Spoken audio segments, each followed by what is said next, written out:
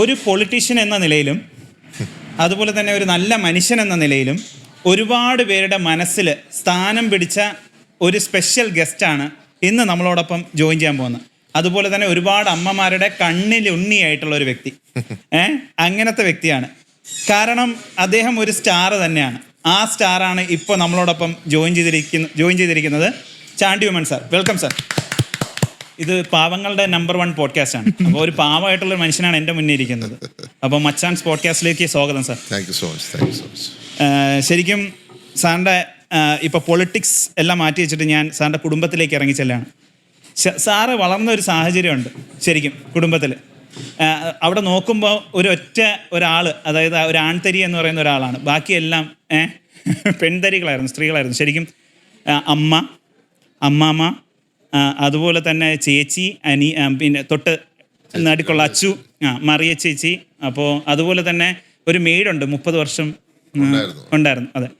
ഇതിൻ്റെ ഇടയിൽ ഒരാളെന്ന് പറയുമ്പോൾ അച്ഛൻ വീട്ടിൽ എപ്പോഴും കാണില്ല, ഓട്ടോ ആണ്. അതിൻ്റെ ഇടയിൽ വളർന്ന ഒരു ചെല്ലക്കുട്ടിയാണ്. ശരിക്കും ആ ലൈഫ് എങ്ങനെ ഉണ്ടായിരുന്നു സാർ? ശരിക്കും അത് വളരെ എന്താ പറയുക, വേറൊരു അറ്റ്മോസ്ഫിയർ ആണല്ലോ. നമ്മൾ ശരിക്കും അതെല്ലാം നമ്മൾ മിസ് ചെയ്യുക. ഇന്ന് അമ്മച്ചിയില്ല, ഈ പറഞ്ഞ എന്നെ വളർത്തിയ ഡാഡി അമ്മച്ചി എന്ന് പറഞ്ഞ അവരില്ല. ഒത്തിരി പേര് നമ്മളെ ചേർത്ത് പിടിച്ചതാണ് ആ സമയം. നമുക്കിന്ന് അതൊരു മിസ്സിങ് ആണ്.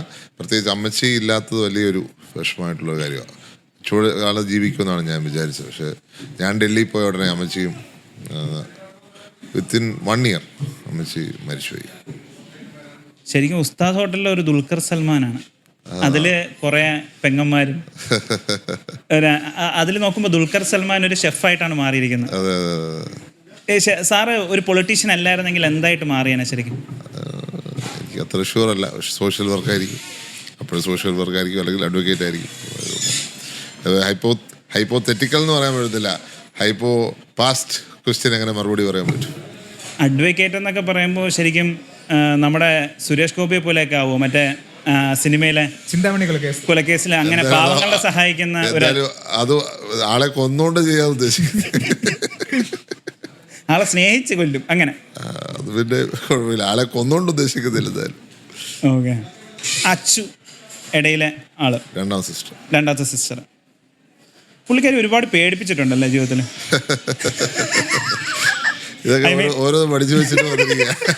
അല്ല, ഞാൻ പറഞ്ഞ കറക്റ്റ് അല്ലേ? ശരിക്കും സാറ് ഏറ്റവും കൂടുതൽ പേടിച്ചിട്ടുള്ളത് അച്ചുവിനാണെന്ന് തോന്നുന്നു. കാരണം അച്ചു എൽഡർ സിസ്റ്റർ, ശരിക്കും ഇടയിൽ ആള് നാഗവല്ലി ക്യാരക്ടർ സാറിന് ഭയങ്കര പേടിയായിരുന്നു. ശരിക്കും പേടിച്ചിട്ടുണ്ടല്ലേ സാർ? നമുക്കതൊരു കറണ്ട് കട്ടിന്റെ സമയമുണ്ടല്ലോ. ഇപ്പൊ നാഗവല്ലിയായിട്ട് പുള്ളിക്കാരത്തേക്ക് നൃത്തമടിയാണ് പറഞ്ഞത്, അല്ലാതെ ഇല്ല. ചുമ്മാ നമുക്ക് ഓരോ ചൈൽഡ്ഹുഡിലെ ഓരോ കളികളല്ലേ. സാറ് പേടിപ്പിക്കാനൊന്നും പോവില്ല സാറ്? എന്നാ ശരി സാർ, ഇപ്പം എന്തായാലും വളർന്നു വലുതായി, ഇപ്പൊ പേടിയൊന്നും ഇല്ലെന്നാണ് പറയുന്നത്. പക്ഷേ ജീവിതത്തിൽ ഇപ്പോഴത്തെ നാഗവല്ലി ആരാണ് സാറിന്റെ ശരിക്കും? ഓരോ കുഴപ്പം ചോദ്യമായിട്ട് എനിക്ക് തോന്നുന്നു അതുകൊണ്ടായിരിക്കും ഇപ്പോഴും സിംഗിൾ ആയിട്ട് തന്നെ ഇരിക്കുന്നല്ലേ. എന്നാ ഞാൻ ഇപ്പൊ ഇരുന്ന് കരയും. ഇത് കുഴപ്പിക്കാതെ തന്നെ ഉള്ള ഒരു ഇന്റർവ്യൂ അല്ല സാർ, പോഡ്കാസ്റ്റ്. നമുക്ക് രസമല്ലേ? എനിക്കല്ല, ഇത് ഒന്ന് തന്നെ. അല്ല, നാഗവല്ലി ആരെങ്കിലും ഉണ്ടോ സാർ അങ്ങനെ? നാഗവല്ലി ഇല്ലല്ല, പൊളിറ്റിക്സിൽ നാഗവല്ലി അങ്ങനെ ഒന്നുമില്ല. ഓക്കെ, ശരി. ഓക്കെ, ഷിഫിനെ പറഞ്ഞോ. ഇല്ല, ഞാൻ നോക്കിയപ്പോ സാർ ഇന്നോവ കാറിലാണ് വന്നത്. ഞാൻ വിചാരിച്ച സാറ് സൈക്കിളിലായിരിക്കും വരുന്നത്. സത്യത്തില് ഈ സൈക്കിൾ വഴിയുള്ള ഒരു പ്രചരണം, ഈ ഒരു ആശയം എവിടെ നിന്നാണ് കിട്ടിയത്? സത്യം പറഞ്ഞാൽ അങ്ങനെ ഒരു പ്രചരണമായിട്ട് തുടങ്ങിയതല്ല, പക്ഷെ അങ്ങനെ പ്രചരണമായിട്ട് അവസാനിച്ചു. എന്തായാലും അതൊരു മാതൃകാപരമായിട്ടുള്ള ഒരു പ്രചരണമാണ്. അങ്ങനെ മാതൃകയായിട്ട് തുടങ്ങിയതുമല്ല. അതിപ്പോ അതെനിക്കൊരു തലവേദനയായോന്നൊരു സംശയം. അല്ല, അങ്ങനെയാണെങ്കിൽ ഞാനൊരു കാര്യം ചോദിക്കട്ടെ. ഇപ്പോൾ പൊളിറ്റിക്സ് വെച്ച് ചോദിക്കുകയാണ്. നമ്മുടെ കേരളത്തിൽ നമുക്കെല്ലാവർക്കും അറിയാവുന്ന പോലെ BJP 3 മണ്ഡലങ്ങളിലാണ് വിജയിച്ചത്. ഒന്ന് കഴക്കൂട്ടം, ഒന്ന് നേമം, ഒന്ന് ചാത്തന്നൂർ. അപ്പോൾ ഈ സ്ഥലങ്ങളിൽ, അതായത് പുതുപ്പള്ളി അല്ലാണ്ട് സാർ ഈ സ്ഥലത്തൊരു കോൺഗ്രസിൻ്റെ കാൻഡിഡേറ്റ് ആയിട്ട് നിന്നിട്ട് ഇതുപോലെ ഈ സൈക്കിളിലൂടെ പ്രചരണം നടത്തിയിരുന്നു എന്നുണ്ടെങ്കിൽ സാറിന് ജയിക്കും എന്നുള്ളൊരു കോൺഫിഡൻസ് ഉണ്ടോ? അല്ല, ഇതിപ്പോൾ അതൊരു ഞാൻ പറഞ്ഞു പാസ്റ്റ് ക്വസ്റ്റ്യനാണ്. ഇതിപ്പോൾ അതിനെക്കുറിച്ച് എനിക്ക് ഉത്തരം പറയാൻ പറ്റത്തില്ല. അതിപ്പോൾ ആ സാഹചര്യവും അവിടുത്തെ ആളുകളുടെ ഇതൊക്കെ നമുക്ക് പറയാൻ സാധിക്കും. ഞാൻ അവിടെ നിന്ന് പ്രവർത്തിച്ചിട്ടില്ല. അപ്പോൾ പ്രവർത്തിക്കാത്തൊരു സ്ഥലത്ത് പോയി അങ്ങനെ പ്രചരണം നടത്തുന്നത് എത്രത്തോളം ഒരു ബുദ്ധിപരമായിട്ടുള്ള കാര്യം. ഇത് പുതുപ്പള്ളിയിൽ ഞാൻ 2.5 വർഷം പ്രവർത്തിച്ചിട്ടുണ്ട്. 2.5 വർഷം ജനങ്ങളോടൊപ്പം നിന്നിട്ടുണ്ട്. 2.5 വർഷം ജനങ്ങളുടെ പ്രശ്നങ്ങൾ ഇടപെട്ടിട്ടുണ്ട്. എനിക്ക് അത്രയ്ക്ക് ഉറപ്പുണ്ടായിരുന്നു ഞാൻ ഇറങ്ങി തിരിക്കുമ്പോൾ ജനങ്ങൾക്ക് എന്നെ അറിയാം, അവർ അതേപോലെ എൻ്റെ പ്രവർത്തനം അറിയാം. അപ്പോൾ എനിക്ക് ആത്മവിശ്വാസം ഉണ്ടായിരുന്നു, ജനമനസ്സിൽ എനിക്ക് സ്ഥാനമുണ്ട്. അതിപ്പോൾ എല്ലായിടത്തും കേരളത്തിൻ്റെ ഏത് ഭാഗത്ത് പോയാലും എനിക്ക് ഉറപ്പാണ് ജനമനസ്സിൽ എനിക്ക് സ്ഥാനമുണ്ട്. പക്ഷെ ഞാൻ പ്രവർത്തിക്കാത്തൊരു സ്ഥലത്ത് പോയി എങ്ങനെ പ്രവർത്തനം നടത്തുമെന്ന് എനിക്ക് പറയാൻ പറ്റിയില്ല. സാർ ഈ സൈക്കിളിനെ ഭയങ്കരമായിട്ട് സ്നേഹിക്കുന്ന ഒരു വ്യക്തിയാണ്. നമ്മൾ ചെറുപ്പം തൊട്ട് സൈക്കിള് ഉപയോഗിക്കുന്നവരാണ്. സാറിൻ്റെ സൈക്കിൾ ആരാ അടിച്ചു മാറ്റിക്കൊണ്ട് വരുന്നത്? അത് ആരാന്ന് അറിയത്തില്ല. 2019-20 സമയത്ത് കോവിഡ് കാലത്താന്ന് തോന്നുന്നു. എൻ്റെ ഒരു നല്ലൊരു സൈക്കിളായിരുന്നു, അതെടുത്തുകൊണ്ട് ചെയ്യാൻ പറ്റും. 2020 കോവിഡ് സമയത്ത്, കോവിഡ് ടൈമിലല്ലേ? കോവിഡ് ടൈമിൽ അത് ഡൽഹിയിൽ ഇവിടെ ഇത്രയും വലിയൊരു രാഷ്ട്രീയക്കാരൻ്റെ മകന്റെ അവിടെ ഞാൻ സാധാരണക്കാരനാണ്. ഡൽഹിയിലൊക്കെ നമ്മൾ സാധാരണ, പക്ഷേ MP മാർ അവിടുന്ന് ഓർത്തോണം. ഡൽഹിയിലെ ഏറ്റവും സെക്യൂർ സിറ്റുവേഷൻ എന്നാണ് കൊണ്ടുപോകുന്നത്. സാർ ഇത് കംപ്ലൈന്റ് ഒന്നും കൊടുക്കാൻ നോക്കിയിട്ടില്ല? കംപ്ലൈന്റ് കൊടുത്ത് എന്താ കാര്യം? കഴിഞ്ഞു നടന്നു. ഈ സൈക്കിൾ പ്രചരണം ശരിക്കും എനിക്ക് ഭയങ്കര ഇഷ്ടപ്പെട്ട ഒരു കാര്യമായിരുന്നു. കാരണം അല്ല സാറ് അങ്ങനെ നോക്കാൻ ഒരു സാധാരണക്കാരനെ പോലെ എവിടെ നോക്കിയാലും ഒരു സാധാരണ മനുഷ്യനെ പോലെയാണ് നിൽക്കുന്നത്. ഇത്രയും വലിയൊരു പൊളിറ്റീഷ്യൻ. ഞാൻ സാധാരണക്കാരനാണ് എന്നുമായിരിക്കും. ശരിക്കും അതിൻ്റെ ഇടയിൽ കുറേ നെഗറ്റീവ്സ് വരുന്നുണ്ട് സാർ. ഇപ്പം സാർ MLA ആയിട്ട് ഇരിക്കുമ്പോൾ പോലും ഇതിൻ്റെ ഇടയിൽ ഇത് കാണിക്കുന്നത് കുറച്ച് ഓവറല്ലേ എന്ന രീതിയിലൊക്കെ. ഇച്ചിരി ഓവറായാലേ എല്ലാവരും ശ്രദ്ധിക്കത്തുള്ളൂ. അങ്ങനെയുണ്ടോ സാർ? അങ്ങനെ വല്ലതും സാർ? അതെങ്ങനെ സാർ? എല്ലാവർക്കും 2 ഫേസസ് ഉണ്ട്. എനിക്കായാലും ഉണ്ട് സാർ, സാറിനായാലും കാണും ഉറപ്പായിട്ടും. ദേഷ്യപ്പെടുന്ന ഒരു ചാണ്ടി ഉമ്മനെ ദേഷ്യപ്പെടണോ? ഞാൻ ദേഷ്യപ്പെട്ടു കഴിഞ്ഞാൽ മൊത്തം പോവും, കയ്യിൽ നിന്ന് പോകും എന്നൊക്കെ പറഞ്ഞു. ഞാൻ ഒരു കാര്യം ചോദിക്കട്ടെ. ക്രിക്കറ്റിനെ ഭയങ്കരമായിട്ട് സ്നേഹിക്കുന്ന ഒരു വ്യക്തി സാറ്. ട്രിവാൻഡ്രത്ത് ഒരുപാട് നാൾ ടർഫിൽ വന്ന് ക്രിക്കറ്റൊക്കെ കളിച്ച് ഞാൻ കളിക്കുമായിരുന്നു. അതെങ്ങനെയായിരുന്നു ട്രിവാൻഡ്രം ലൈഫ്? ആ സമയം പൊളിറ്റീഷ്യൻ അല്ലായിരുന്നു, അപ്പം എന്തായിരുന്നു? ഞാൻ പൊളിറ്റീഷ്യൻ. ഞാൻ ജീവിതത്തിൽ ഒരിക്കലും, അതായത് എൻ്റെ ചെറുപ്പം തൊട്ട് ഞാൻ പൊളിറ്റീഷ്യനാണ്. എൻ്റെ 10ാം ക്ലാസ് തൊട്ട് ഞാൻ കോൺഗ്രസ് പാർട്ടിക്ക് വേണ്ടി പ്രവർത്തിക്കുന്നതാണ്. അന്നും എൻ്റെ പ്രവർത്തനമുണ്ട്. അതേസമയം എനിക്ക് പക്ഷെ ഇവിടെ കളിക്കാനുള്ള സ്ഥലങ്ങൾ കുറവാണ്. കേരളത്തിൽ കളിക്കാനുള്ള സ്ഥലം, അതുകൊണ്ടാണ് നമ്മൾ ഈ ടർഫ് വേണം, മാറ്റങ്ങൾ വേണം എന്ന് പറയുന്നത്. അപ്പം ഇവിടെ സത്യം പറഞ്ഞാൽ ഫെസിലിറ്റീസ് ഇല്ല. നമ്മൾ വിദേശ രാജ്യത്ത് പോയാലും എവിടെ പോയാലും ഗെയിംസ് കളിക്കാനുള്ള സ്ഥലമുണ്ട്. ഇവിടെ ഗെയിംസ് കളിക്കാനുള്ള സ്ഥലമില്ല, സമയമില്ല, സ്കൂളിലോട്ട് അനുവദിക്കുന്നുമില്ല. നമുക്ക് ഈ സിറ്റുവേഷൻ ഒന്ന് മാറ്റേണ്ടതുണ്ട്. അതുകൊണ്ടാണ് ഞാൻ പറയുന്നത് എല്ലാ ദിവസവും, ഞാൻ ഇന്നും 8 സ്കൂളിലും പോയി പറഞ്ഞ ഒറ്റ കാര്യമുള്ളൂ, എല്ലാ ദിവസവും PT ഉണ്ടാവണം. എല്ലാ ദിവസവും PT വേണം. ഞാൻ സർക്കാരിനോട് ആവശ്യപ്പെട്ടിട്ടുണ്ട്. മന്ത്രി, എഡ്യൂക്കേഷൻ മിനിസ്റ്റർ കണ്ട് ആദ്യം പറഞ്ഞ കാര്യം എല്ലാ ദിവസവും PT ഉണ്ടാവണം. അത് അനിവാര്യതയാണ്. എൻ്റെ ഓർമ്മ ശരിയാണെന്നുണ്ടെങ്കിൽ കേരളത്തിലെ ആദ്യത്തെ സ്പോർട്സ് ഹബ്ബ് കൊണ്ടുവന്നത് നമ്മുടെ പുതുപ്പള്ളി മണ്ഡലത്തിലാണെന്നാണ് എൻ്റെ വിശ്വാസം. സ്പോർട്സ് ഹബ്ബ് എന്ന് പറഞ്ഞാൽ നമ്മളൊരു സ്പോർട്സ് ഹബ്ബാക്കി പുതുപ്പള്ളിയെ മാറ്റാൻ ഉദ്ദേശിക്കുന്നു. അതിന് ഒരു ഫസ്റ്റ് ഒരു എഫേർട്ട് എന്ന് പറയുന്നത് നമ്മൾ ടർഫ് കൊണ്ടുവന്നു. ഇപ്പം 2ാമത്തെ ടർഫ് പാമ്പാടി കൊണ്ടുവരിക. 2ഓ 3ഓ ചിലപ്പോൾ വന്നിരിക്കും. എന്തായാലും നമ്മളെ സംബന്ധിച്ച് ഇനിയൊരു സ്റ്റേഡിയം ഞങ്ങൾ പ്ലാൻ ചെയ്യുന്നു. അത് KCA തത്വത്തിൽ ഞങ്ങളുമായിട്ട് എഗ്രിമെന്റിലാണ്. പിന്നെ സ്ഥലം നോക്കുന്നു. അപ്പം നമ്മളെ സംബന്ധിച്ച് ക്രിക്കറ്റ് എന്ന് പറഞ്ഞാൽ നമുക്ക് ആവശ്യം മാത്രം, എന്താ പറയുക, ഗെയിം മാത്രമല്ല, ആവശ്യമാണ്. നമ്മുടെ കുട്ടികളെ അവരുടെ എനർജിയെ ഡയറക്റ്റ് ചെയ്യാൻ. ഇപ്പം ഞാൻ പല പ്രശ്നങ്ങളും ഞാൻ കടന്നു പോകുമ്പോൾ ഞാൻ തിരിച്ചു നോക്കുമ്പം ഞാൻ ഇച്ചൂടെ സ്പോർട്സിൽ എൻഗേജ്ഡ് ആണെങ്കിൽ അത്രയും പ്രശ്നങ്ങളില്ല, അതിനെ മറികടക്കാൻ സാധിക്കുന്നതായിട്ട് ഞാൻ കരുതുന്നു.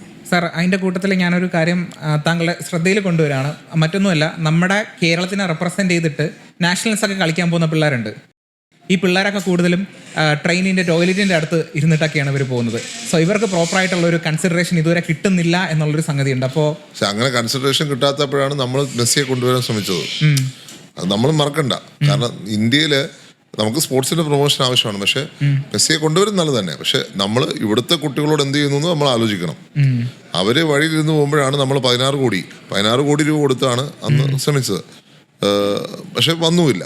വരുന്നതിന് കുഴപ്പമില്ല. പക്ഷെ ഞാൻ പറയുന്നത്, കൊണ്ടുവരുമ്പോൾ തന്നെ അതേ ടൈമിൽ തന്നെ നമ്മുടെ കുട്ടികളുടെ ഇൻഫ്രാസ്ട്രക്ചറും ഇമ്പ്രൂവ് ചെയ്യാൻ നമുക്ക് ബാധ്യതയുണ്ട്. അത് പുതിയ സ്പോർട്സ് മിനിസ്റ്ററും സ്പോർട്സ് കൗൺസിലും ഒക്കെ ചെയ്യുന്ന പ്രതീക്ഷിക്കാം. സാറിന് സ്വന്തമായിട്ട് ഒരു ടർഫ് ഉണ്ടെന്ന് പറയുന്നത് ശരിയാണ്? സ്വന്തമായിട്ട് ടർഫല്ല, ഉമ്മൻചാണ്ടി ഫൗണ്ടേഷൻ ടർഫ്. അത് ഞാൻ പറയാം പുതുപ്പള്ളി. അത് കുട്ടികൾ, സ്കൂൾ കുട്ടികൾ ഫ്രീ ആയിട്ട് കളിക്കാൻ കൊടുത്തിട്ടുണ്ട്. സാറിന് ക്രിക്കറ്റ് ആണോ കൂടുതൽ ഇഷ്ടം, ഫുട്ബോൾ അങ്ങനെ? ക്രിക്കറ്റാണ് ഇഷ്ടം, ഫുട്ബോളും കാണും, ഫുട്ബോളും ഭയങ്കര ഇഷ്ടമാണ്. വേൾഡ് കപ്പിൽ ഏത് ടീമിനെയാണ് സപ്പോർട്ട് ചെയ്യുന്നത്? അർജന്റീനയെ? മെസ്സി അത്രയ്ക്ക് ഇഷ്ടം? സാറിന് ഇത്രയും നേരം ഞാൻ സ്നേഹിച്ചിരുന്നു, പക്ഷേ ഈ ഒരു കാര്യത്തിൽ എനിക്ക് പോർച്ചുഗലാണോ? ഞാൻ കട്ട റൊണാൾഡോ ഫാനാണ്. ഞാൻ ബ്രസീലാ സാർ. നമ്മള് ഭയങ്കര ഞങ്ങൾ ശത്രുക്കളാണ്. സാറിന്റെ ഒരു പ്രൊഡിക്ഷനിൽ നമുക്ക് അർജന്റീന ഫാനിസം മാറ്റി വെക്കാം. ഈ ജൂലൈ 17-ാം തീയതി അർജന്റീന മാറ്റി വെച്ചാലും അർജന്റീന എടുത്തു വെക്കുകയാണ് സാർ തിരിച്ചു വേണ്ടി. ജയിക്കത്തുള്ളൂ. അതായത് RCB കപ്പ് നിലനിർത്തിയതുപോലെ അർജന്റീന നിലനിർത്തും. RCB എനിക്കറിയില്ല, പക്ഷെ അർജന്റീന ജയിക്കും. സാർ പലയിടത്തും സ്കിപ്പ് അടിച്ച ചോദ്യമാണ്, ഇതിലും ചിലപ്പോൾ സ്കിപ്പ് അടിക്കാൻ എനിക്ക് അറിയില്ല. സാറിന്റെ കല്യാണം മ്യൂട്ട്. എന്നിട്ട് അതെന്താന്ന് വെച്ചാൽ സാർ കല്യാണ ആലോചന ഡബിൾ മ്യൂട്ട്. അല്ല സാർ ഞാൻ പോകാൻ സമയമായോ? അല്ല നമുക്കത് കാണാൻ പറ്റും, ആഘോഷിക്കാം. ബൈ. ഓക്കെ. ശരിക്കും സാർ ഇനി ഉമ്മൻചാണ്ടി സാറിനെ പറ്റി ചോദിക്കാം. ഞാൻ എൻ്റെ ഫാദറിനെ ഭയങ്കരമായിട്ട് റെസ്പെക്റ്റ് കൊടുക്കുന്ന ഒരു വ്യക്തിയാണ്. കാരണം ഞാൻ കൊച്ചുനാൾ മുതൽ ഏറ്റവും കൂടുതൽ പേടിയുള്ളൊരു വ്യക്തിയും ഭയങ്കരമായിട്ട് സ്നേഹിക്കുന്ന ഒരു വ്യക്തിയും എൻ്റെ അച്ഛനെ തന്നെയാണ്. അപ്പം ഞാൻ ഒച്ചത്തിൽ അച്ഛൻ്റെ വാപ്പയുടെ മുന്നിൽ നിന്ന് സംസാരിക്കില്ല, ചിരിക്കില്ല. ഞാൻ ഒന്ന് ചിരിച്ചു കഴിഞ്ഞ് കഴിഞ്ഞാൽ അച്ഛൻ വന്നൊരു ദേഷ്യത്തെ ഒരു നോട്ടം, പക്ഷെ ഉള്ളിലാണ് സ്നേഹം. അപ്പം ദേഷ്യം നോക്കി കഴിഞ്ഞാൽ നമുക്കൊരു പേടിയാണ്. ശരിക്കും ഉമ്മൻചാണ്ടി സാറിനെ അങ്ങനത്തെ രീതിയിൽ ഒരു റെസ്പെക്റ്റിൽ ഈ പേടി ഉണ്ടായിരുന്നു, അച്ഛൻ എന്ന് പറയുന്ന ഒരു പേടി? ചെറുപ്പത്തിൽ ഭയങ്കര ഒരു ജീവിതത്തിന്റെ അവസാനം വരെ അതുണ്ടായിരുന്നു. പക്ഷെ ചെറുപ്പത്തിൽ ഏറ്റവും ഭയങ്കര പേടിയാണ്. കാരണം ചെറിയൊരു കാര്യം പോലും നമ്മുടെ നോട്ടത്തിൽ കൃത്യമായിട്ട് അറിയാം അദ്ദേഹത്തിന് ഇഷ്ടമല്ലാതെ ഒന്നും പറയണ്ടായിരുന്നു. അതങ്ങനെ നമ്മൾ കാണുന്നതൊക്കെ ചിരിച്ചുകൊണ്ടിരിക്കുന്ന പക്ഷെ ഒരു നോട്ടം മതി. ആണല്ലേ? ഒരു നോട്ടം മതി, അതിൽ എല്ലാം ഉണ്ട്. എന്ത് ചെയ്യാൻ പാടില്ല എന്ന് കൺവേ ചെയ്തിരിക്കും. അത് അദ്ദേഹത്തിൻ്റെ പ്രത്യേകതയാണ്. അത് ബോഡി ലാംഗ്വേജിലൂടെ അദ്ദേഹം നമ്മൾക്ക് കൺവേ ചെയ്തിരിക്കും. വാഴ 2 സിനിമയിൽ ആ തൂക്കി എന്ന് പറയുന്നൊരു പാട്ടുണ്ട്. അതുപോലെ എന്തെങ്കിലും ഒരു വിഷയത്തിൽ സാറിന് തൂക്കിയിട്ട് സാറിന് അത് അങ്ങനെ എന്നിൽ നിന്ന് വരത്തില്ല. ഒരു കാര്യം, നാളെ ഒരു സമയത്ത് സാർ ഒരു രാഷ്ട്രീയക്കാരനാവുകയാണെന്നുണ്ടെങ്കിൽ, ഇപ്പോഴും രാഷ്ട്രീയക്കാരനല്ലേ? അല്ല, അങ്ങനെയല്ല, ഞാൻ രാഷ്ട്രീയക്കാരനായിട്ട് തോന്നുന്നില്ല സാർ. അത്രയും സിമ്പിൾ ആയിട്ടുള്ള, അതായത് ഓരോ രാഷ്ട്രീയക്കാരുടെയും POV വെച്ച് നോക്കുകയാണെന്നുണ്ടെങ്കിൽ ഡിഫറെന്റ് ആണ്. ഇപ്പോൾ ഉമ്മൻചാണ്ടി സാറിന്റെ POV-യിലായിരിക്കത്തില്ല അച്യുതാനന്ദൻ സഖാവുള്ളത്, അപ്പോൾ അതുപോലെ ആയിരിക്കത്തില്ല VD സതീശൻ സാറുള്ളത്. അപ്പോൾ സാറിന്റെ ഒരു POV-യിൽ എന്താണ് രാഷ്ട്രീയം, ആരാണ് ഒരു രാഷ്ട്രീയക്കാരൻ? അല്ല, ജനങ്ങളോടൊപ്പം ജനങ്ങളുടെ പ്രശ്നങ്ങൾക്ക് വേണ്ടി ഇടപെടുന്ന ആരും രാഷ്ട്രീയക്കാരാണ്. അതിപ്പം ഓരോരുത്തർക്കും ഓരോ സ്റ്റൈൽ ഈ പറഞ്ഞു പോലെ. അത് ജനങ്ങളോടൊപ്പം നിൽക്കുക എന്നുള്ളതാണ് ഏതൊരു രാഷ്ട്രീയക്കാരൻ്റെ ഉത്തരവാദിത്വം. പിന്നെ ഒരു പ്രശ്നമുള്ളത്, ജനങ്ങളുടെ വലിയ വിശ്വാസം നമ്മുടെ പുറത്തുണ്ട്. അതെപ്പോഴും നമുക്ക് നിർവഹിക്കാൻ പറ്റണമെന്നില്ല, അതൊരു യാഥാർത്ഥ്യമാണ്. അത് നമുക്ക് ചെറിയൊരു വിഷമം ഉണ്ടാക്കും. അത് സംശയം. ഒരു രാഷ്ട്രീയക്കാരൻ എങ്ങനെ ആയിരിക്കണം? ഞാൻ പറഞ്ഞു, ജനങ്ങളോടൊപ്പം ആയിരിക്കണം. ജനങ്ങളോടൊപ്പം ആയിരിക്കുന്നില്ലാതെ ജനങ്ങളുടെ പ്രശ്നം കേൾക്കാൻ സാധിക്കാത്ത ഒരാൾ രാഷ്ട്രീയക്കാരനായി ഞാൻ കാണുന്നില്ല. സാർ ഇപ്പം ഞാൻ 2-3 ചോദ്യങ്ങളൊക്കെ ചോദിച്ചപ്പോൾ സാറിന് ചിലപ്പോൾ ഇറിറ്റേറ്റഡ് ആയിട്ടായിരിക്കാം, ചിലപ്പോൾ മ്യൂട്ട് ആക്കിയത്. സാറിന് മോസ്റ്റ് ഇറിറ്റേറ്റിംഗ് ആയിട്ടുള്ള ഒരു കാര്യം ജീവിതത്തിൽ, അതായത് എനിക്ക് ചില സമയത്ത് ഈ ബാക്കിൽ നിന്ന് ചുമ്മാ ഹോൺ അടിക്കുന്നത് എനിക്ക് ഭയങ്കര ഇറിറ്റേറ്റിംഗ് ആയിട്ടുള്ള ഒരു കാര്യമാണ്. ഞാൻ ചില സമയം ഫ്രസ്ട്രേറ്റഡ് ആയിട്ട് വണ്ടിയിൽ നിന്ന് തിരിഞ്ഞൊക്കെ നോക്കാറുണ്ട്, ഇത് ആരാണ് ഇങ്ങനെ അടിക്കുന്നതെന്ന് പറഞ്ഞാൽ. അങ്ങനെ ഒരു കാര്യം നോക്കുകയാണെങ്കിൽ എന്ത് കാര്യമായിരിക്കും സ്പെസിഫിക്? എനിക്ക് എൻ്റെ വണ്ടിയിൽ നിന്ന് ഹോൺ അടിക്കുന്നത് അത്ര ഇഷ്ടമല്ല. സാറിൻ്റെ വണ്ടിയിൽ നിന്ന്? എൻ്റെ വണ്ടിയിൽ നിന്ന് ഹോൺ അടിക്കുക. കാരണം നമ്മൾ കുറച്ചുകൂടെ നമ്മൾ കാര്യങ്ങൾ ലോകത്ത് ശ്രദ്ധിക്കുമ്പോൾ ലോകത്ത് ഒരിടത്ത് ഹോൺ അടിക്കുന്നത് ഒരു കൾച്ചറായിട്ട് കണക്കാക്കുന്നില്ല. ഞാൻ ഇന്തോനേഷ്യയിലൊക്കെ പോയപ്പോൾ ഹോൺ അടിക്കുന്ന തെറിവിളിയായിട്ടാണ് കണക്കാക്കുന്നത്. പക്ഷെ നമ്മുടെ നാട്ടിൽ നമ്മൾ യൂസ്ഡ് ആയിപ്പോയി. നമുക്കിതിനെ അത് മാറ്റിയെടുക്കുക എളുപ്പമല്ല. പക്ഷെ മാറ്റിയെടുക്കണമെന്നാണ് എൻ്റെ അഭിപ്രായം. പ്രത്യേകിച്ച് സൗണ്ട് പൊല്യൂഷൻ കാരണം, വേറെ ഒന്നും കൊണ്ടല്ല, കൾച്ചറോ മറ്റൊന്നും ഞാൻ പറയുന്നില്ല, സൗണ്ട് പൊല്യൂഷൻ അത് കാരണമെങ്കിലും. സാറിപ്പോൾ സൈക്കിളിൽ യാത്ര ചെയ്യുന്ന ഒരു വ്യക്തിയാണ്. നമ്മുടെ ട്രിവാൻഡ്രം സിറ്റിയിൽ വഴുതക്കാടിൽ സൈക്കിൾ റോഡ്, അതായത് സൈഡിലായിട്ട് ആ പച്ച ഗ്രീൻ പെയിന്റ് അടിച്ചു വെച്ചിട്ടുണ്ട്. അവിടെ മൊത്തവും വണ്ടി പാർക്ക് ചെയ്യാൻ വേണ്ടിയിട്ടാണ് കൂടുതലും യൂസ് ചെയ്തിട്ടുള്ളത്. നമുക്ക് മൊത്തത്തിൽ നമ്മുടെ സംസ്ഥാനത്തെ കുറ്റം പറയാൻ പറ്റത്തില്ല. സൈക്കിൾ റോഡ് എന്നൊക്കെ പറഞ്ഞാലും സ്ഥലം വേണ്ടേ? സ്ഥലമില്ലാന്നൊരു യാഥാർത്ഥ്യമാണ്. അത് കേരളത്തിൻ്റെ ഒരു പ്രശ്നമാണ്. മറ്റൊരു സംസ്ഥാനം പോലല്ല കേരളം. ബാംഗ്ലൂരിൽ പോയാൽ സ്ഥലമില്ല, പക്ഷെ അവിടെ ബാംഗ്ലൂർ നഗരത്തിൽ മാത്രമേ ഉള്ളൂ. പുറത്തോട്ടിറങ്ങിയാൽ നല്ല സ്ഥലം റോഡുകൾക്ക്. നമുക്കെവിടെ സ്ഥലമില്ലാത്തൊരു പ്രശ്നമാണ് സാർ. അപ്പം സാറ് അങ്ങനെ കേരളത്തിലെ ഈ ട്രാഫിക്സിൽ അല്ലെങ്കിൽ നമ്മൾ റോഡിൽ കൊണ്ടുവരാൻ പറ്റുന്ന മാറ്റങ്ങൾ അങ്ങനെ വല്ലതും ഉണ്ടെങ്കിൽ അതെന്തായിരിക്കും സാറ് ചെയ്യാൻ ഉദ്ദേശിക്കുന്നത്? അങ്ങനെ ഒരു എന്തായാലും റോഡിൻ്റെ വീതി കൂട്ടുക എന്നുള്ളതാണ് പ്രഥമ പരിഗണന. പക്ഷേ ഈ പറഞ്ഞ പോലെ സ്ഥലത്തിൻ്റെ പ്രശ്നം ഒന്ന്, പിന്നെ എങ്ങനെ സൈക്കിൾ ഫ്രണ്ട്ലി ആക്കാമെന്നൊരു ചോദ്യം കൂടി ബാക്കിയുണ്ട്. ഇത്രയും പല രാജ്യങ്ങളും ചെറിയ രാജ്യങ്ങളായിട്ടും അവർക്ക് സൈക്കിൾ ഫ്രണ്ട്ലി ആയിട്ടുള്ള കൾച്ചറുണ്ട്. അത് ആലോചിക്കാം. നമ്മുടെ വിജയ് CM ആയപ്പോൾ സാറിന് ഒരു ഗൂസ് ബംസ് ഒക്കെ തോന്നിയായിരുന്നു ശരിക്കും ആ ഒരു മൊമെന്റ് കണ്ടപ്പോഴൊക്കെ? കുഴപ്പമില്ല, കോൺഗ്രസിന്റെ ഒരാളായതിന്റെ സന്തോഷമാണ്.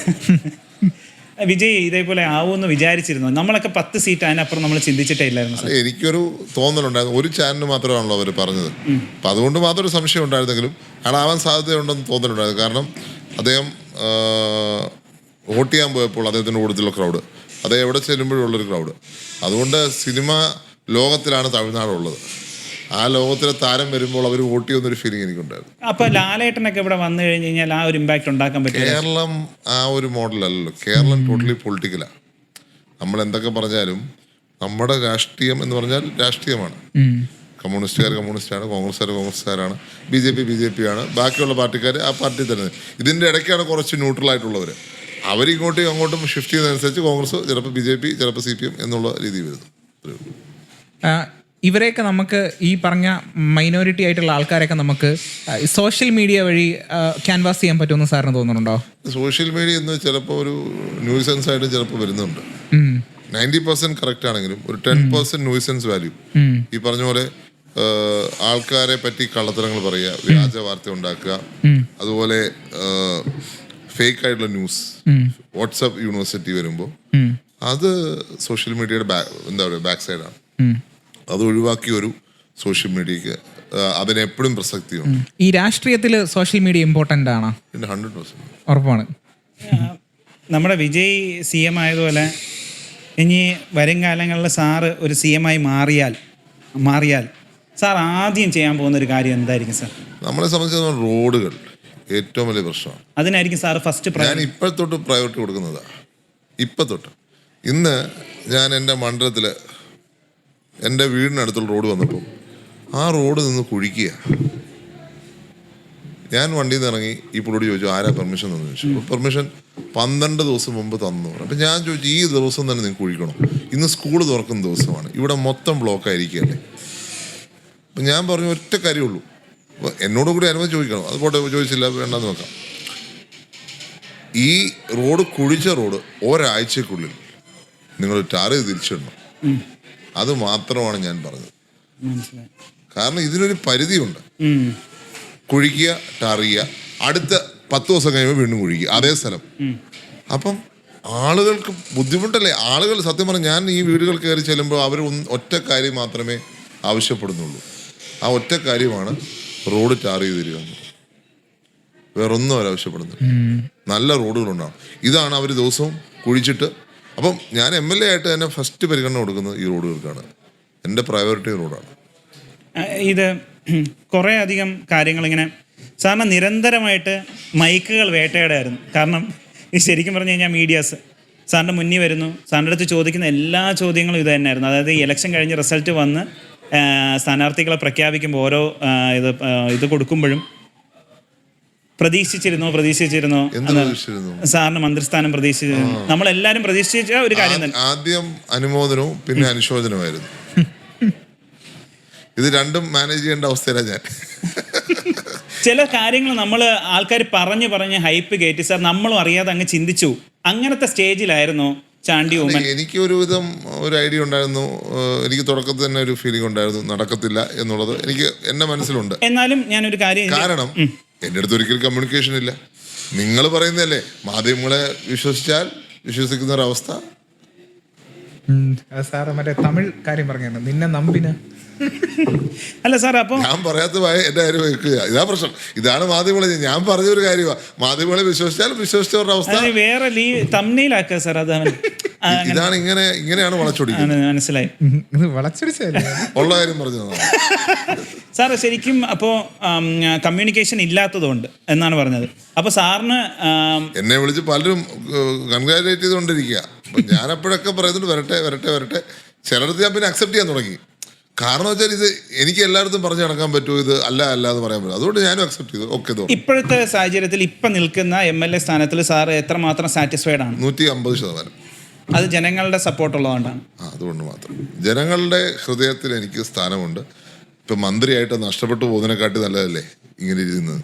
ജനങ്ങളുടെ പിന്തുണയുള്ളത്, അത് മതി. ആ ഒരു ഫോട്ടോ അപ്പം നമ്മളെ തൂക്കി എന്ന് പറഞ്ഞിട്ടൊരു സാധനം, അപ്പം നമ്മളെ വിജയിച്ചു. അത് ഭയങ്കര രസമുള്ളൊരു ഇതായിരുന്നു. കാരണം ഞാനൊക്കെ അറിയാതെ അത് സ്റ്റോറി ആക്കി പോയ ഒരു മൊമെന്റ് ആയിരുന്നു. അച്ഛൻ അത്രമാത്രമായിരുന്നു അച്ഛൻ്റെ സപ്പോർട്ട് അല്ലേ? അച്ഛൻ പറഞ്ഞിട്ടുണ്ടോ മോനെ രാഷ്ട്രീയത്തിൽ നീ വരല്ലേ, നീ വേറെ എന്തെങ്കിലും നോക്ക് എന്നായിരുന്നു? അതായത് അങ്ങനെ ഒരു നോ എന്നൊരു ക്വസ്റ്റ്യൻ ആരോടും പറയാറില്ല. നോ ആരോടും പറയില്ല.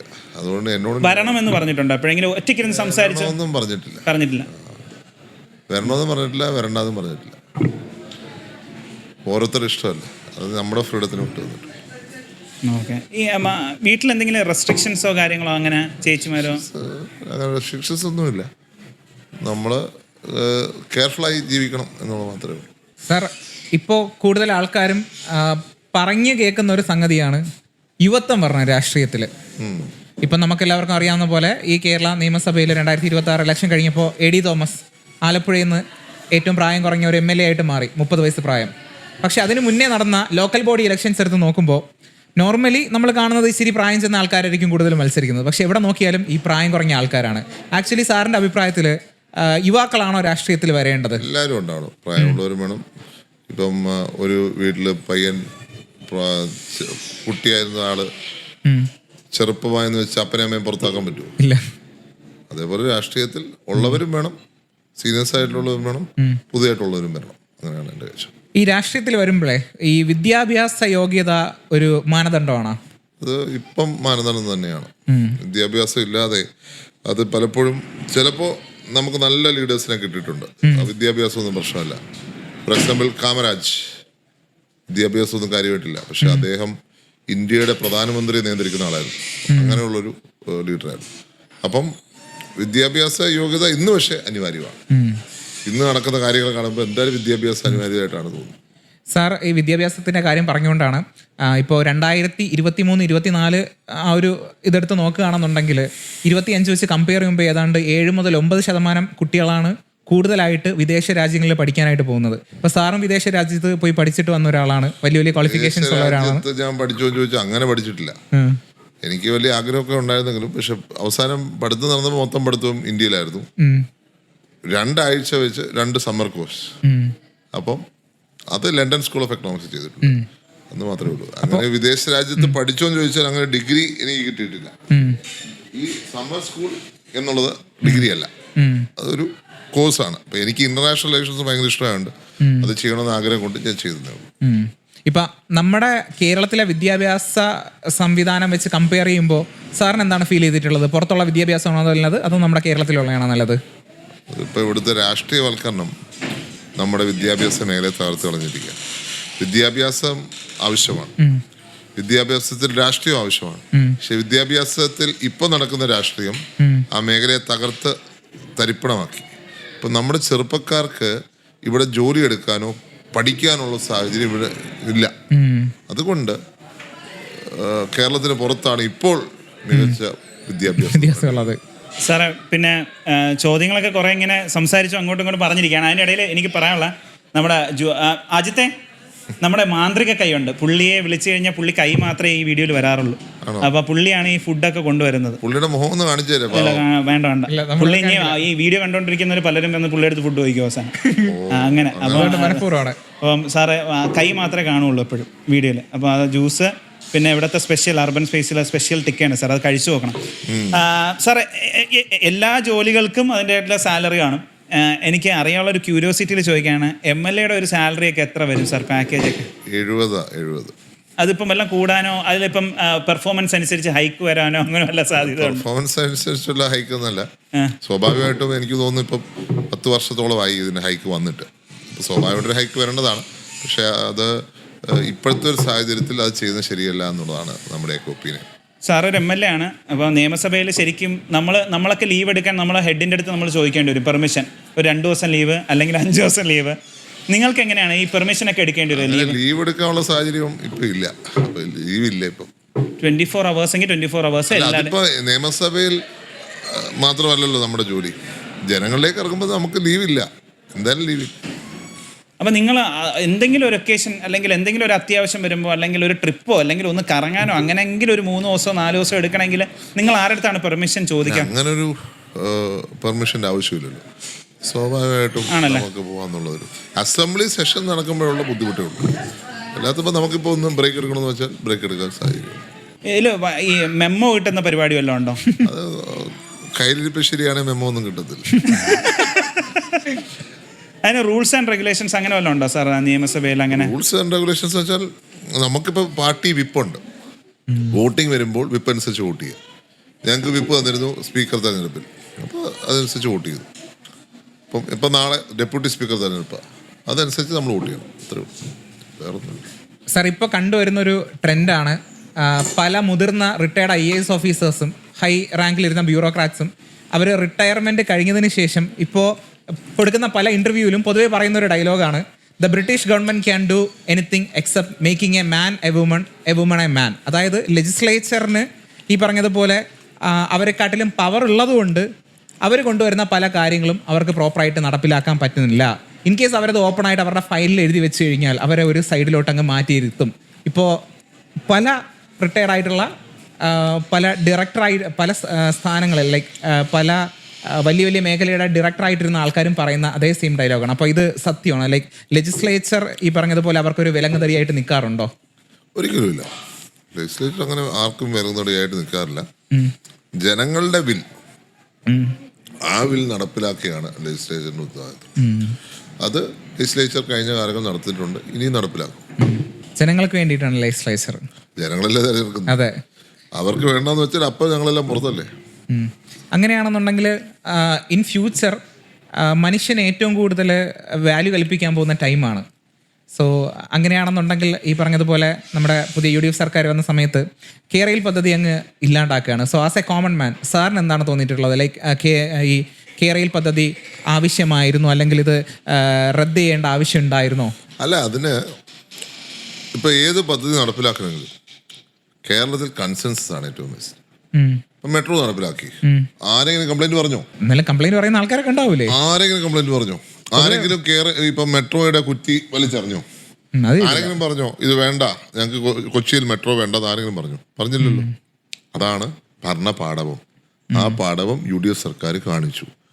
പല പ്രശ്നങ്ങളും ഉണ്ടായിരുന്നു, അതിനെയൊക്കെ സോൾവ് ചെയ്തു. അതിനെയൊക്കെ നന്നായി നടപ്പിലാക്കിയിട്ടാണ് നമ്മൾ മെട്രോ അവിടെ നടപ്പിലാക്കിയത്.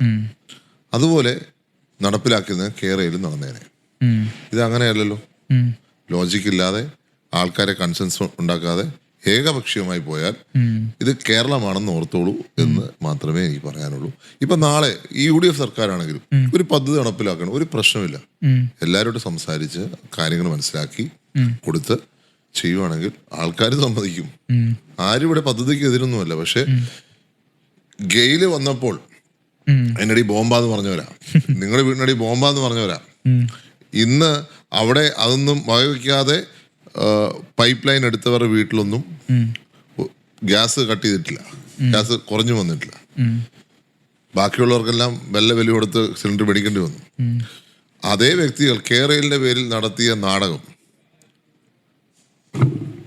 അത് സ്വാഭാവികമായിട്ടും UDF സർക്കാർ തെറ്റ് തിരുത്തുന്നു. സാറിന്റെ ഒറ്റ സുഹൃത്ത് എന്ന് പറയുന്ന ആരാണ് പാർട്ടിയിലെ? അല്ല, എത്രയോ പേരുണ്ട്. സനീഷ് കുമാറുണ്ട്, സജി ജോസഫ് MLA ഉണ്ട്, ഓപ്പോസിറ്റ് പാർട്ടിയിൽ CR മഹേഷ് MLA ഉണ്ട്. എത്ര പേരെ വേണമെങ്കിലും എനിക്ക് പറയാൻ പറ്റും. ഭയങ്കര ജെനുവിൻ ആയിട്ട്. അതെ, അതിൽ പാർട്ടിയോ കാര്യങ്ങളൊന്നും നോക്കാറില്ല. സാറിന്റെ വീട്ടിന്റെ മുന്നിൽ ഒരു ചെറിയൊരു സമരം വന്നിട്ടുണ്ടായിരുന്നു അന്ന്. വേറൊരു എതിർ പാർട്ടി വന്നിട്ട് സാറ് ഭയങ്കരമായിട്ടാണ് കൂളായിട്ട് നമ്മുടെ, അതായത് സാറാണ് അവർ നടത്തിട്ട് അവരെ തടയണ്ട, അവരെന്താണ് ചെയ്യുക. അതിനകത്തൊന്നും പ്രത്യേകിച്ച് കൂളായിട്ടൊന്നുമില്ല. നാച്ചുറലായിട്ടൊരു ഫീലിംഗ്.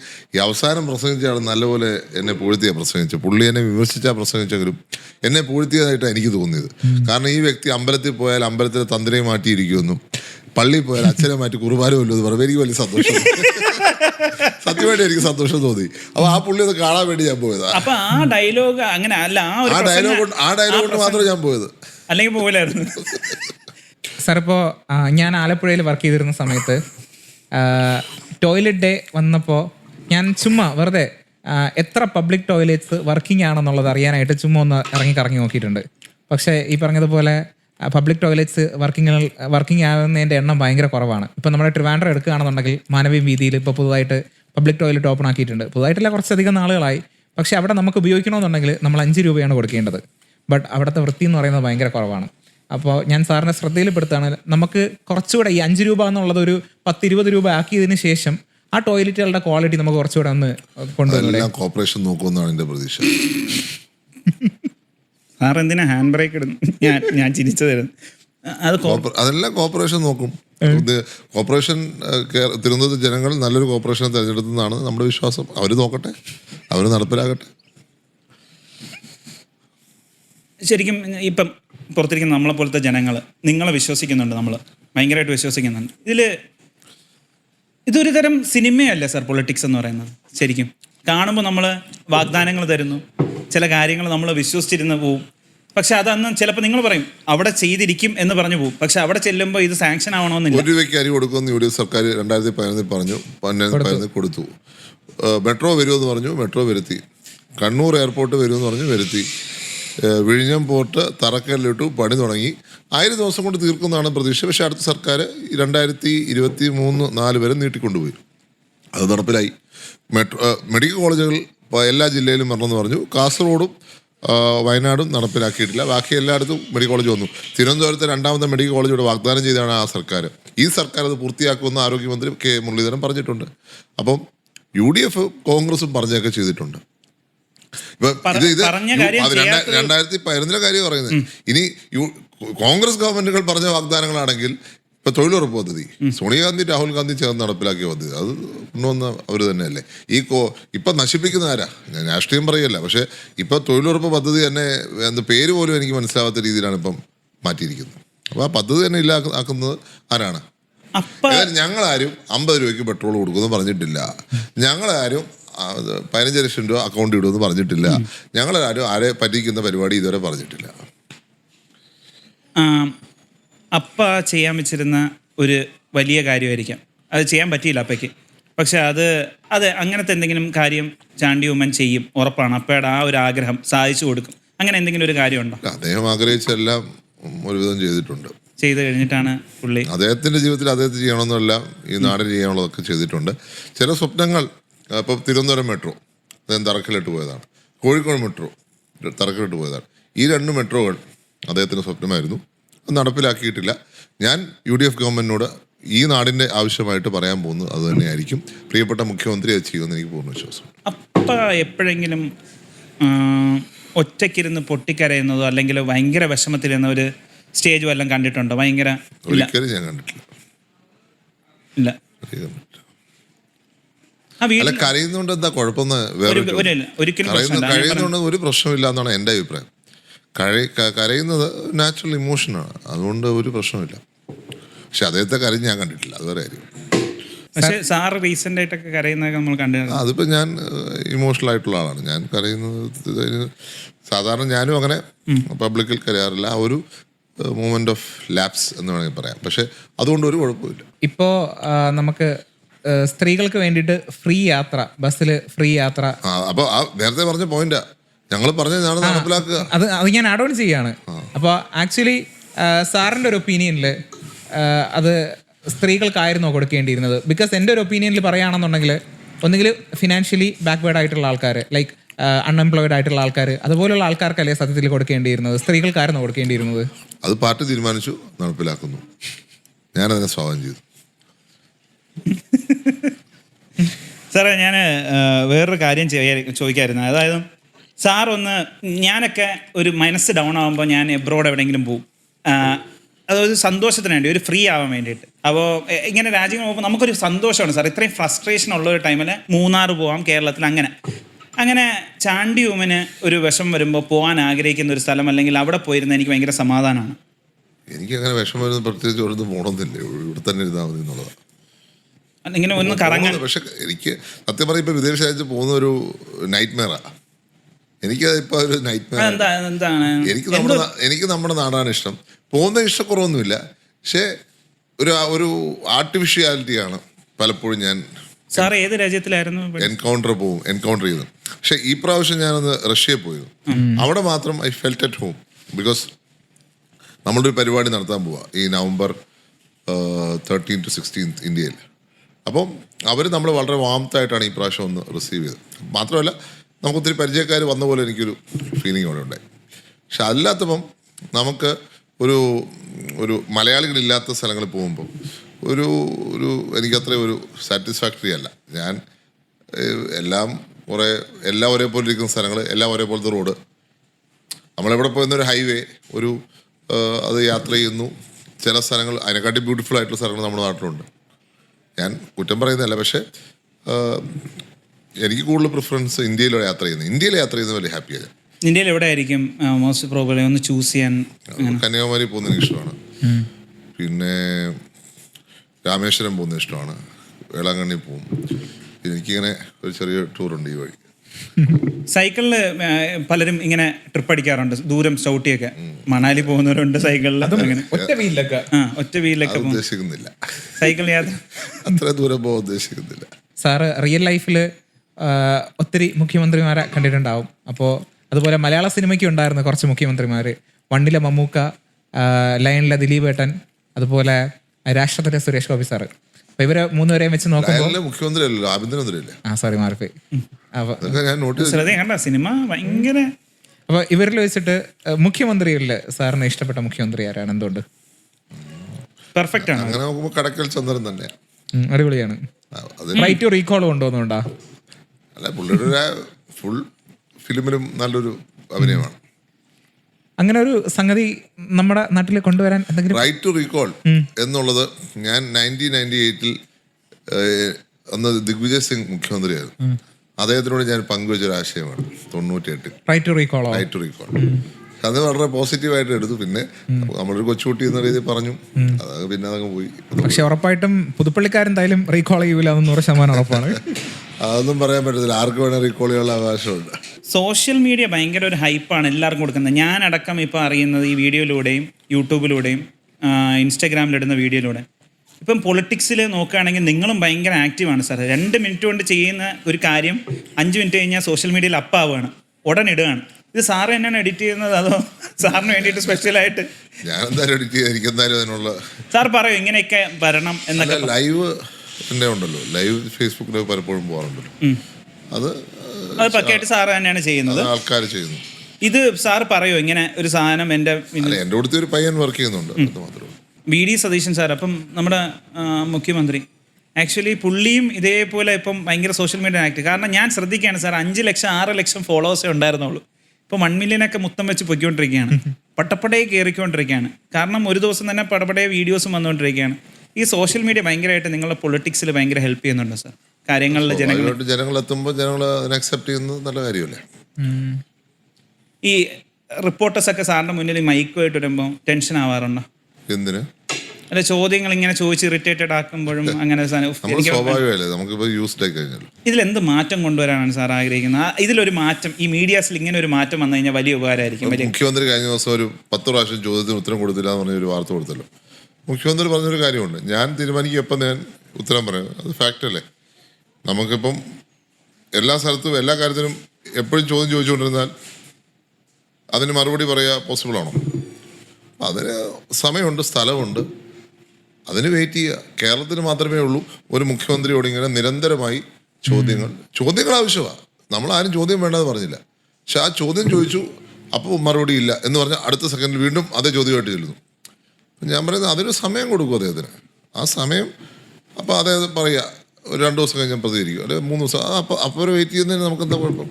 അതേ ഞാൻ പറയുന്നുള്ളൂ, അവിടെ ഒരു മാറ്റം ആവശ്യമാണ്. സാർ, ഇപ്പോൾ ഒരു MLA എന്നുള്ള രീതിയിൽ തന്നെ പല മേഖലകളിലും സാറിന് ഒരുപാട് ദീർഘവീക്ഷണം കാണും. അപ്പോൾ സാറിന് ഞാനൊരു ചാൻസ് തരാണ്, ഞാനല്ല ജനങ്ങൾ ഭാവിയിൽ തരും ഉറപ്പായിട്ടും. വേണ്ടി താങ്കൾ പറയുന്നു. അതെ, താങ്ക് യു. അപ്പോൾ സാറ് നാളെ ഒരു സമയത്ത് ഒരു ടൂറിസം മിനിസ്റ്റർ ആവുകയാണ്. അങ്ങനെയാണെന്നുണ്ടെങ്കിൽ സാറ് മെയിനായിട്ട് ഒരു കാര്യം ചെയ്യും, അതെന്താണ്? സീപ്ലെയിൻ കൊണ്ടുവരണം എന്നുള്ള ആഗ്രഹം അത് ഈ ഗവൺമെന്റ് ചെയ്യുമെന്നുള്ളതാണ് എൻ്റെ പ്രതീക്ഷ. അതുപോലെ സാറിന് ഞാൻ ഗതാഗതം തന്നാൽ? ഇതെല്ലാം ഹൈപ്പോത്തറ്റിക്കൽ ക്വസ്റ്റ്യൻസ് ആണ്, ഇതിനെ കുഴയ്ക്കാൻ വേണ്ടിയുള്ള ക്വസ്റ്റ്യൻസ് ആണ്. ഇല്ല സാർ, ഒരു കുഴപ്പമില്ല സാറിന്, ഇല്ലെങ്കിൽ അത് മ്യൂട്ടാക്കാം. ആ വഴി അങ്ങ് ഗതാഗത മന്ത്രി തീരുമാനിക്കട്ടെ എന്ത് ചെയ്യണം. അപ്പൊ ഞാൻ ഇനി ബാക്കി ചോദിച്ചാലും പറയുമല്ലോ. അതുപോലെ അങ്ങനെ നമ്മൾ ചിന്തിക്കില്ല, സാറിന് ചോദിക്കുക. സാറിന് വേണ്ടാത്ത സാർ അങ്ങ് കളഞ്ഞു. വിദ്യാഭ്യാസം കിട്ടുകയാണ്. ഞാൻ വിചാരിച്ചിരുന്നത് സാർ ഈ വർഷത്തെ വിദ്യാഭ്യാസ മന്ത്രി ആവുമെന്നാണ് വിചാരിച്ചത്. ഞാൻ സ്പോർട്സ് മിനിസ്റ്റർ ആവുമെന്നാണ് വിചാരിച്ചത്. തൽക്കാലം നിങ്ങളുടെ എല്ലാം ആശ അവിടെ നിൽക്കട്ടെ. പുതിയ വിദ്യാഭ്യാസ മന്ത്രി കാര്യം തീരുമാനിക്കും. പക്ഷേ അതേത്തോടെ ഞാൻ ആവശ്യപ്പെട്ട കാര്യത്തേ ഉള്ളൂ, എല്ലാ ദിവസവും PT ഉണ്ടാവണം. സാറിന് നാളെ ഒരു സമയത്ത് ഒരു കാര്യം കൂടെ ആവശ്യപ്പെടാൻ പറഞ്ഞു കഴിഞ്ഞാൽ ഞാൻ സാറിൻ്റെ നോട്ടത്തിലൊരു കാര്യം കുഞ്ഞു കാര്യം കൊണ്ടുവരാണ്. ഞാൻ പണ്ട് സ്കൂളിൽ പഠിച്ചിരുന്ന സമയത്ത് ഇപ്പോഴും അത് തന്നെയാണ് നിലനിൽക്കുന്നത്. ഞാൻ ഏറ്റവും കൂടുതൽ മെൻ്റലി ഹേർട്ടായിട്ടുള്ള ഒരു കാര്യം, ടീച്ചർമാർ ഈ ആൻസർ ഷീറ്റ് കൊണ്ടുവരുന്ന സമയത്ത് ഇവരെന്ത് ചെയ്യും, മാർക്ക് വിളിച്ചു പറയും. അപ്പോൾ നമ്മളൊരു പബ്ലിക് എക്സാം എഴുതുകയാണ്, നമ്മൾ SSLC എക്സാം എഴുതുകയാണ്, അല്ലെങ്കിൽ +2ൻ്റെ എക്സാം എഴുതുകയാണ്, വേറെ ഏത് പബ്ലിക് എക്സാം എഴുതിയാലും അവിടെ ഒന്നും വിളിച്ച് പറയത്തുമില്ല, പബ്ലിക്കലി കൊണ്ട് പബ്ലിഷ് ചെയ്യത്തുമില്ല. നമ്മൾ നമ്മുടെ യൂസർ ഐ ഡിയും പാസ്വേഡും അടിച്ച് വേണം മാർക്ക് അറിയാനായിട്ട്. സോ അതുപോലെ ടീച്ചർമാർക്ക് ഈ പറഞ്ഞതുപോലെ വിളിച്ച് പറയാതിരിക്കാൻ വേണ്ടിയിട്ടുള്ള ഒരു സംഗതി. ഇപ്പോൾ ടോക്കിയോയിൽ നോക്കുകയാണെന്നുണ്ടെങ്കിൽ അവർ ഈ സ്ക്രാച്ച് ചെയ്ത് കുട്ടികൾക്ക് അവരുടെ മാർക്കിൻ്റെ മേളിലൊരു സ്ക്രാച്ച് പേപ്പർ ഒട്ടിച്ച് കൊടുക്കും. അത് സ്ക്രാച്ച് ചെയ്ത് മാർക്ക് നോക്കാനുള്ള സംവിധാനം ടോക്കിയോയിൽ കൊണ്ടുവന്നിട്ടുണ്ട്. സോ അതുപോലെ നമുക്ക് എന്തെങ്കിലും ഒന്ന് കൊണ്ടുവരാൻ പറ്റുമോ? ഒരു റിക്വസ്റ്റ് ആണ്. അത് നല്ലൊരു കൺസെപ്റ്റാണ്. പുതിയ വിദ്യാഭ്യാസ മന്ത്രി കേൾക്കുന്നതാണ് ഞാൻ വിശ്വസിക്കാൻ. വേണം ഞാനും കൂടെ നിവേദനം കൊടുത്തേക്കാം. കാരണം ഇതൊരു ചെറിയൊരു പ്രശ്നമുണ്ട്. ഇപ്പോൾ ഇദ്ദേഹത്തെ പോലെ പഠിക്കുന്നവർക്ക് പ്രശ്നം ഉണ്ടാക്കി കാണത്തില്ല, പക്ഷേ ആർക്കെങ്കിലും ഒരു ചെറിയൊരു ബുദ്ധിമുട്ടുണ്ടെങ്കിൽ ഒരു പ്രശ്നം തന്നെയാണ്. ഇപ്പം എനിക്ക് മാത്സ് ഇഷ്ടമല്ല അല്ലെങ്കിൽ സയൻസ് ഇഷ്ടമല്ല എങ്കിൽ ആ മാത്സിന് എൻ്റെ മാർക്ക് കുറഞ്ഞാൽ അത് മറ്റുള്ളവർ കേൾക്കുന്നത് എന്തിനാ? അപ്പം നമ്മളെ കമ്പാരിസൺ അപ്പം തന്നെ വരുമല്ലേ. അപ്പം അതൊഴിവാക്കാൻ നല്ലതാണ്, നല്ല ഐഡിയ. Thank you. അത് നമുക്ക് ആ സർക്കാരിനോട് ആവശ്യം പറയാം. നമ്മുടെ മുഖ്യമന്ത്രി കേൾക്കുമെന്നാണ് വിശ്വസിക്കുന്നത് ഞാൻ. അടിപൊളി. സാർ, സ്കൂളൊക്കെ തുറന്നിരിക്കുകയാണ്. ഇപ്പോൾ സാറ് ഇപ്പോൾ ബാക്ക് ടു നെക്സ്റ്റ് പോവുകയാണെങ്കിൽ, അല്ലെങ്കിൽ ആ ഒരു ലൈഫിലോട്ട് തിരിച്ച് പോവാണ്, സാർ സ്കൂള് സെലക്ട് ചെയ്യോ കോളേജ് സെലക്ട് ചെയ്യോ? സ്കൂള്. പൈ എന്തുകൊണ്ട്? അല്ല, നമുക്ക് ഏറ്റവും നല്ല പീരീഡ് ആയിരുന്നു നമ്മുടെ ലൈഫിൽ. പിന്നെ എൻ്റെ പേരൻസ് ഏറ്റവും നന്നായിട്ടുണ്ടായിരുന്ന സമയമായിരുന്നു. കോളേജ് വന്നപ്പോൾ തൊട്ട് ഈ അദ്ദേഹം മുഖ്യമന്ത്രി ആയതിനു ശേഷം ഞങ്ങളുടെ ജീവിതത്തിലൊരു എന്താ പറയുക, നോർമൽസി നഷ്ടപ്പെട്ടു, സമാധാനം അങ്ങ്. അപ്പം അതുകൊണ്ട് എനിക്ക് എപ്പോഴും സ്കൂൾ ലൈഫ് തന്നെ ഇഷ്ടം. ഇപ്പോൾ ആ സമാധാനം ഇല്ലാത്ത ലൈഫിൽ കൂടെയാണ് സാറും പോകുന്നത്. സാറിൻ്റെ ഈ ലൈഫ് കാണുമ്പോൾ നമുക്കൊരു ഇതാണ്. കാരണം എനിക്കിന്ന് സമാധാനക്കുറവ് ആവശ്യമായിട്ടായിരിക്കും തോന്നുന്നത്. പക്ഷെ പല ഫ്രീഡം പോവാണ് സാർ നോക്കുമ്പോൾ. ഓൾറെഡി പോയി ആ സാറിന് അങ്ങനെ അത് തിരിച്ചു കൊണ്ടുവരണം. ആ ഫ്രീഡം എനിക്ക് തിരിച്ചു കൊണ്ടുവന്നാൽ അത് എന്തൊക്കെ കാര്യങ്ങളായിരിക്കും? ആ ഫ്രീഡം ഓൾറെഡി പോയി. അപ്പോൾ ആ ഫ്രീഡം പോയപ്പോൾ അത് ഇനി ആ ഫ്രീഡം ഇല്ലായ്മ എൻജോയ് ചെയ്യുക, അതാണ് നമ്മൾ. എന്നാലും സാറിന് ഇന്ന കാര്യങ്ങളിൽ എനിക്കിത് ചെയ്താൽ കൊള്ളാമെന്ന് എപ്പോഴും ആഗ്രഹമുണ്ട് സാർ. അത് അങ്ങനെ ആഗ്രഹമൊന്നും എനിക്കില്ല. ഇപ്പം ഞാൻ ഹാപ്പിയാണ്. കാരണം എവിടെ ചെന്നാലും ആൾക്കാരുടെ സ്നേഹം കിട്ടുന്നുണ്ട്. ഈ ഫ്രീഡം ഇല്ലായ്മയെ മറികടക്കുന്നതാണ്. അമ്മമാരൊക്കെ ഓടി വന്ന് അത്രമാത്രം സ്നേഹമാണ് കാണിക്കുന്നത്. അതെ, ഭയങ്കര. അത് ഞാൻ തിരുവനന്തപുരത്ത് ഒരു മ്യൂസിയത്ത് ഞാൻ കണ്ടു വീഡിയോ. പരിപാടിക്ക് പോയപ്പോൾ ആ അമ്മ വന്ന് കെട്ടിപ്പിടിച്ച കാര്യം സത്യം പറഞ്ഞാൽ ആരാന്ന് പോലും എനിക്കറിയില്ല. പക്ഷേ ആ അമ്മ കാണിച്ച സ്നേഹം ഭയങ്കരമാണ്. അപ്പം തീർച്ചയായിട്ടും നമ്മളെപ്പോഴും അങ്ങനെയുള്ളവരോട് കടപ്പെട്ടിരിക്കുന്നു. ഒരു വിധത്തിൽ മന്ത്രിയാവാത്ത എന്തുകൊണ്ട് നന്നായി. കാരണം എന്തെങ്കിലും ഒരു പാളിച്ച നമ്മുടെ ഭാഗത്ത് നിന്നാൽ നമ്മളൊരു വാക്കിലോ പ്രവൃത്തിയിലോ ഇഷ്ടക്കുറവ് അത് നഷ്ടപ്പെട്ടു പോകത്തില്ല. അപ്പോൾ അതുകൊണ്ട് ഇങ്ങനെ തൽക്കാലം ഇത്രയും നാളെങ്കിലും അങ്ങനെ നിൽക്കട്ടെ. എൻ്റെ ഉമ്മ ഭയങ്കര കാണാൻ ആഗ്രഹിക്കുന്ന ഒരു വ്യക്തിയാണ്.